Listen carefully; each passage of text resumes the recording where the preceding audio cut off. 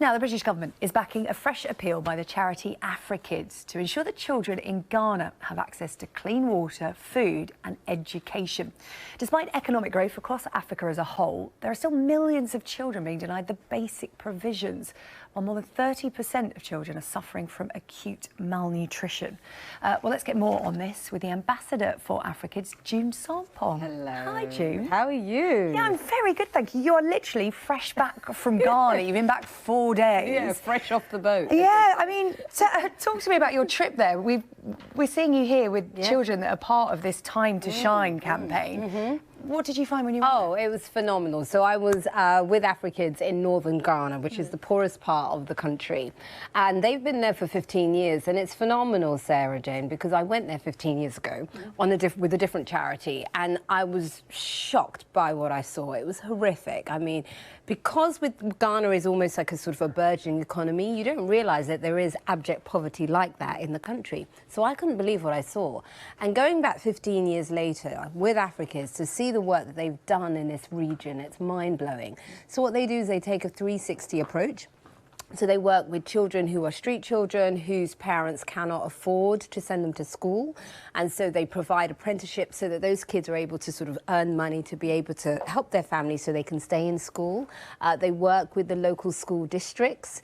They've been able to help eradicate the idea of spirit children in some communities. And then the best bit of all is actually also working with disabled children in those communities. It was just amazing. Yeah, it's interesting. You met so many children along the way. So many great stories. There's so much untapped potential because they don't have the advantages that children in other parts of Africa may have, in the West have. And you met one girl. Value education. Yeah, and you met one girl you described as the next Malala. Yeah, I did. Her name's Blessing, and I'm calling her Malala from Ghana. I mean, she was amazing. So there was a county debate competition for the girls because they also work with a lot of girls in encouraging parents to send their girls to school too.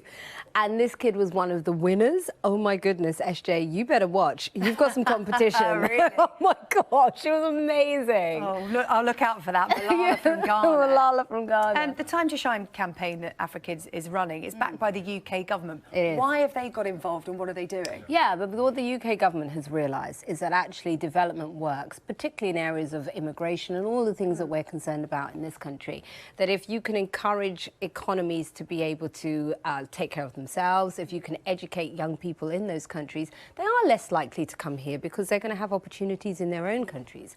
And so what DFID are doing is they are backing a group of small charities on campaigns that really help with education in regions in Africa.